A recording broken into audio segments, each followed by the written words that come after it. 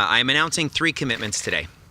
First, I'm committing to increase the budget for the city's existing community center renovation grant program.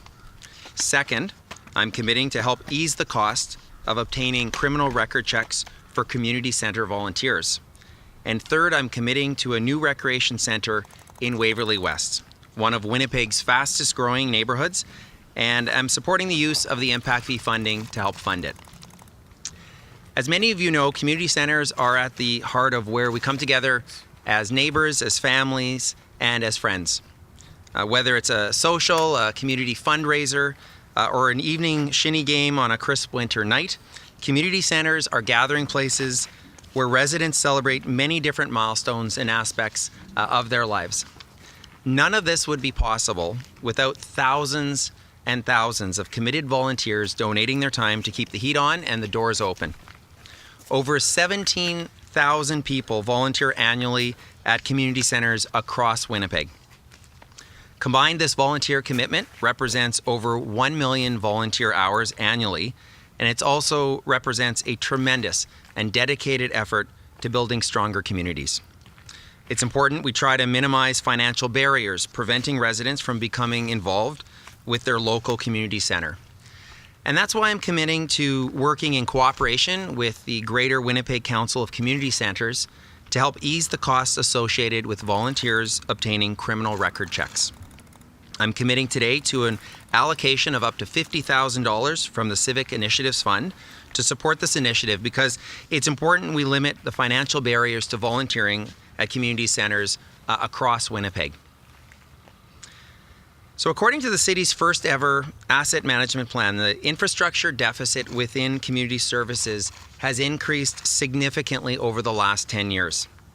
Back in 2009, the department deficit totaled $446 million, and it represented approximately 6% of the city's overall deficit.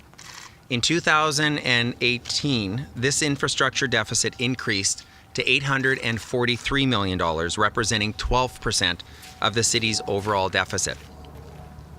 Community centers, such as the one that we are at today, as an asset class within community services, represents the largest of the infrastructure deficit of all classes within the department at 32% or $274 million.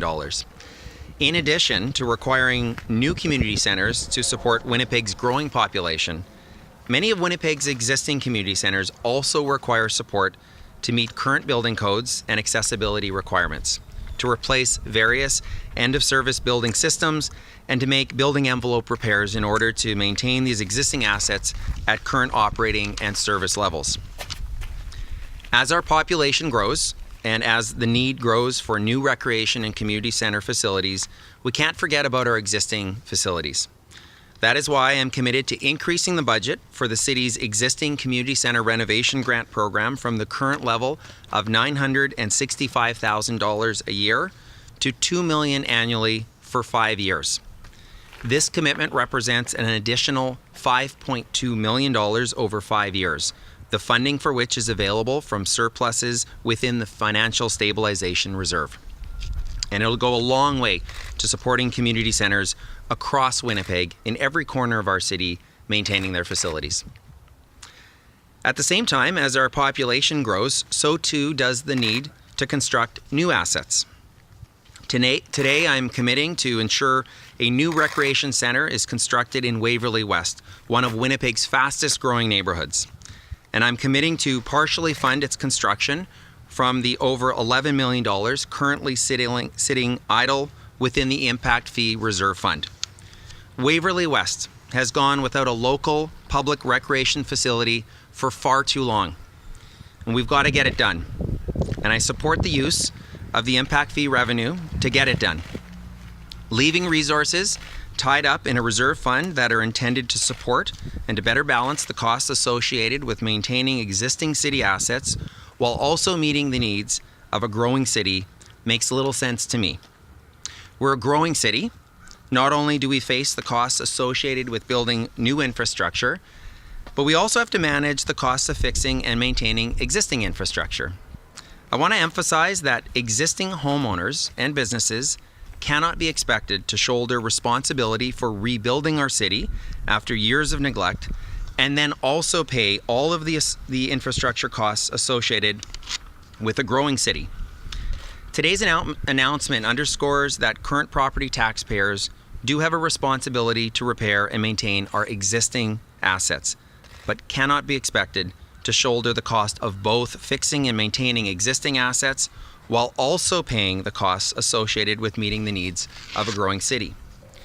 The establishment of the impact fee was a way to better share and better balance the costs associated with growth, so existing property owners don't have to do both, carry the burden of fixing crumbling infrastructure resulting from past neglect, and subsidize the costs of new or expanded infrastructure. With the impact fee, we're better able to balance these costs, and we're better able to build our city to meet the needs of a growing population. Moving forward, I will also continue to support the development of a long-term strategic plan for recreational services to help drive future investment decisions related to citywide recreational assets, as well as ensure alignment with the city's existing parks and open spaces. This will be an important component of building Winnipeg for the future, building it for families, and building it to support a population on track for 1 million people strong.